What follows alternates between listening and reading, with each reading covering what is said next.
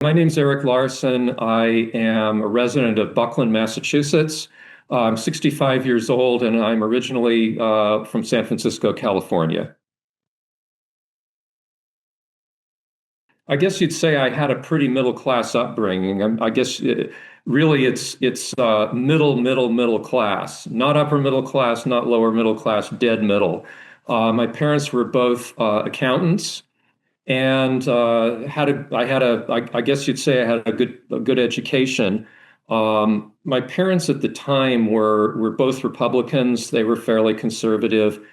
And so I was brought up in spite of the fact that we were living in San Francisco, I was brought up in a fairly conservative kind of environment, and I responded to that. When I was 12 years old, I was at the Nixon campaign headquarters in San Francisco stuffing envelopes. So that's what I thought I was. And the other thing is that, from a pretty early age, I was very politically aware. What I mean by that is that I was very aware of what was going on politically. I was born right during the Vietnam era, and Vietnam was in the news all the time. It was almost like, you pick up the paper, you read about what the school board is doing, and you read about the latest news about what's going on in Vietnam. And so it was a time when just political polarization was just hyperactive, and it was very hard not to feel like it was going on all around you. So I became politically aware as almost kind of a natural thing. When I was in my teens in high school, my hobby partly was working on political campaigns, and gradually I moved more leftward.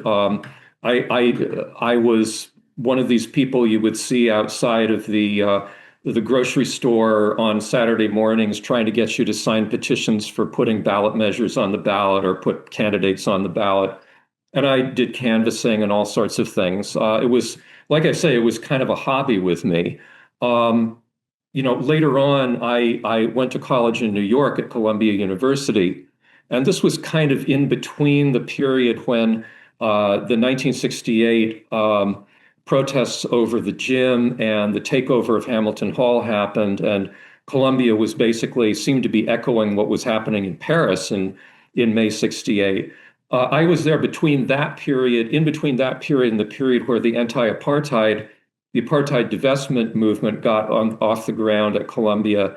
I was involved to some extent with CISPAS, which was the committee to essentially stop American support for the dictatorship in El Salvador. I was involved when we were organizing against the revival of the draft, which was threatened at that time under the Carter administration. And so I gradually sort of moved further to the left. I would say in terms of when I started to think of myself as an anarchist was in my early 20s. And the reason for that really was because I had worked within, in my very modest way within mainstream politics, but I increasingly felt like it was something that I didn't belong in, just personally, as well as I felt like it wasn't something that, for lack of a better way to put it, that did any good. It just became increasingly apparent to me that there was a kind of what we later called a Washington consensus that more or less decided what was happening in terms of foreign policy and in terms of domestic policy as well, regardless of what people actually thought and regardless of what people's actual needs were. There was this divide between people on the ground like myself or like people with much greater needs and who were facing much bigger challenges, people of color, women, gay people, et cetera, immigrants. And I felt like that politics was not working fundamentally. I could see that even when I was growing up during the Vietnam era, because you had essentially a war that wasn't working, that was becoming increasingly unpopular, but that the Washington consensus was simply could not divorce itself from. So this was kind of what I grew up with, and what more and more convinced me that this wasn't working. Now, I was aware of some of the major anarchist thinkers, Kropotkin and Bakunin, sort of the famous names, dead white European males. And then in my early 20s, there was a book that more or less fell into my lap, which was George Woodcock's History of Anarchism, which at that time, it was a 1962 book, but at the time it was kind of the standard book in English anyway. And I read that, and I realized that while I didn't agree with, there was a multitude of thinking within the anarchist tradition, and I would agree somewhat with Kropotkin. I would agree a lot with Malatesta. I would feel like Emma Goldman was a hero, but it wasn't something that was trying to push a line onto me. I felt like it was something that invited me to pick and choose to some extent, and I found that this was a tradition that I fit into much better. And I think partly that's because, on some level, I had always thought of myself as a little bit of an outsider in terms of the social pecking order wherever I was. I never quite fit in to the hierarchy, and I never had my spot on kind of like the ladder moving up. And I was always very aware of this for whatever reason.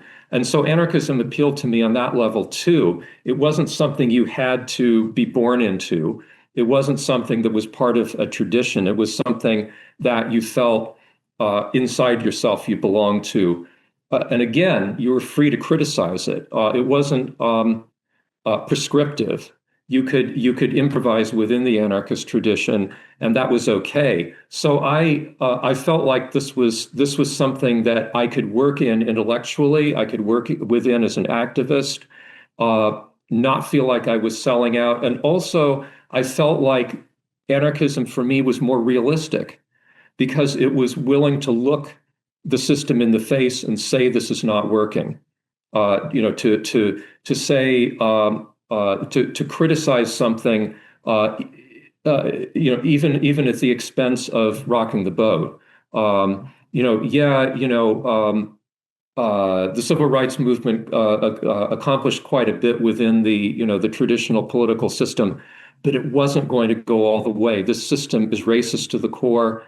It's institutionally that way. It's set up to be that way, and I felt like I could studying and speaking as an anarchist, I could say things like that more frankly than I could if I was working within the traditional political system. I really wasn't too involved with anarchism when I was in college. It was really somewhat later, but particularly. During the 90s and the 2000s and the heyday of the global justice movement, which is what I like to call it, as opposed to the anti-globalization movement, because as an anarchist, I am an internationalist. I believe in solidarity between working people around the world, and that's the only route to really help the working class to succeed in any particular country. But okay, so I really got very involved in the sort of the late 90s and 2000s when the global justice movement was in its heyday. And there was a lot of congruence between that movement and the anarchist movement, because as an anarchist, again, is that we're international. As anarchists, we're internationalists. We're against nationalism. We're against the nation state, and we believe in solidarity between working people. So there was kind of a natural convergence there. Also, I think that at that time there was this feeling of optimism that anarchist ideas and anarchist methods of organizing were penetrating and becoming more accepted on the left. That the idea of non-hierarchical organizing, not having leaders, not necessarily having a rigid agenda, was a way to pull more people in and to make people feel comfortable organizing. there was a kind of I noticed among a lot of people organizing at that time, there was this kind of natural antipathy to having people tell you what to do, having marshals and committee chairs and so forth, and people felt disempowered by the global economy that was developing, the neoliberal global economy. And they wanted to feel as though they were making decisions themselves. They were directly involved in the decisions that affected their lives. And so there was a kind of a natural feeling within the global justice movement that this is the kind of organizing we wanted to do. So I think a lot of people got either converted or made comfortable with anarchism as a way of organizing. As a result of that, that quickly segued, fortunately or unfortunately, into the anti-war movement after 9/11. So I was very involved in efforts to organize against the invasion of Afghanistan, against the invasion of Iraq, and also to organize against the major political parties. We had some major mobilizations against the conventions that were happening in those years, Republican Democratic conventions. And since then, those movements, the global justice movement, for example, has been less of a forceful thing. And I think there's a number of reasons for that, one of which is simply the fact that that neoliberal globalization, the attempt to just destroy all trade barriers and destroy all national economies, basically started to stall. So in a way, we won. In a lot of ways, we won. The problem is that can be a little disempowering if you're focused around one issue. What I've been doing lately, for a number of years now, over 10 years, is I've been involved with a group called Anarchist-Agency, which is essentially we work with anarchist organizers and activists to articulate an anarchist message in the issues that they're organizing around, and to get anarchist content out that puts the ideas of the movement in front of people. So I'm kind of playing the role of a PR agent and writer and sort of proselytizer for anarchism. A few years ago, I published a book called The Operating System, which is essentially kind of an attempt to introduce an anarchist theory of the state, which is something that we haven't really had in a formal way in the movement. And so I'm trying to sort of in my modest way, I'm trying to fill in some of the gaps in terms of anarchist theory. So I do that as well, but particularly now when it comes to the Trump administration, I think we're back again at a point where anarchist organizing it can be very effective, because again we're working with people who are disillusioned with government, disillusioned with the state, who are disillusioned with the Democratic Party as well as the Republican Party. And so I think this is a really great time, at least in the United States, to argue to people that it's time to look at a different way of organizing society, not just as activists. Anarchism, it carries all kinds of baggage, and it has for a long time. The word, not all that many years ago, was associated with little men in black trench coats carrying bombs and dropping them on elected officials, which was a part of the movement back in the 1890s and the early 1900s. But that's not really been part of the movement for a long time. What anarchism means, essentially, the root of the word is simply without government, without being governed. And that is something that, if you think about it, it's not all that different from talking about direct democracy. I used to like to say, and I still sometimes do, that anarchism is the most direct democracy you can possibly have, where there is no mediator. You are involved in every decision. Nothing is done over your head or in contradiction or without referring to you. And that doesn't include just government. That includes the economy. That means that we're against being governed not only by states, but by corporate CEOs, by people who are answerable to a relatively small group of shareholders, but not to you, the person who's actually working and the person who actually has to consume the goods that get produced. That's not democratic either. And so essentially what we're calling for is what the word anarchism implies, which is a direct democracy rather than a situation in which you are being governed.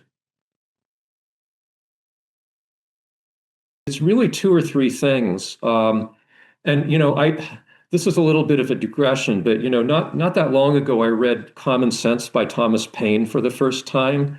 And what was really kind of brilliant about that as a piece of political writing was that at a time when the colonial leaders in America were not in agreement about what to do. Do we want independence? Do we just want these soldiers not to be billeted in our homes? What do we want? And Paine simply said, what you want is independence. There isn't anything else that is going to give you what you want. It's the only thing. And he was instrumental in getting people to actually think, okay, that's what we're for. Now, I think that as an anarchist, that there's a kind of an interesting parallel with what Paine was trying to do, is we're trying to basically get people who are complaining about the treatment of immigrants, the treatment of gay and transgender people, the treatment of people of color in general in this country, all the things the Trump administration is doing. We're trying to get them to do two things. One is don't think about the person in charge so much as the system. It's not about Trump. Well, it's a little hard to say that sometimes, just given the news that you get every day. But it's about the system that he represents. He's not that unique. He is a right-wing reactionary Republican. See him for what he is. See him as part of this system. So that's number one. And number two is once you focus on the system, focus on what's wrong with it and focus on what you would like to see. What kind of a system would you feel really makes you feel healthy and looked after, and your needs are met, and that you have a say in things. What can be done to create a better system, as opposed to simply just keeping the current one and giving it a different name or something like that. So really try and look at what the fundamental problems are in the system we've got, and think about how it could be what you want rather than what it is. One other thing on that is, there's a lot of discussion within the anarchist movement about tactics. What works and what doesn't. I tend to think that it's a mistake to for some people in the movement and other people on the left to marginalize people who practice property destruction, for example. That is a way to divide us as opposed to a way to make us more effective. And the reason I bring that up is because we're in a situation now where we have an administration in this country that is trying very, very hard to make us all feel powerless and isolated. And so we can't turn on each other just because some particular group seems to be sending a message that is going to upset the average middle class person. So that means once we do that, we can start thinking about much more powerful things. We can start thinking about massive resistance to ICE, for example, confronting them and opposing them wherever they are. We have a government that's creating a Gestapo, and if we don't do that, they will do whatever they want. They will go ahead and do whatever they want. And I think as an anarchist, for example, I perhaps feel more comfortable saying that than people who are working within the system, because I don't have any stake in the system. I want to see the most visible elements of it that are the most oppressive being opposed strongly, physically, every day. It's the only way to do it. And I think that if we do it and we're determined and we're powerful enough, opinion will come around our way. at some point, because people will look at it and will say, okay, what else is anybody doing that's having any impact at all? We have to get over our fear, and that's a lot of what anarchism is about, is trying to convince people to get over their fear about what something could be, what could happen if they try and do something that's better than what we have now.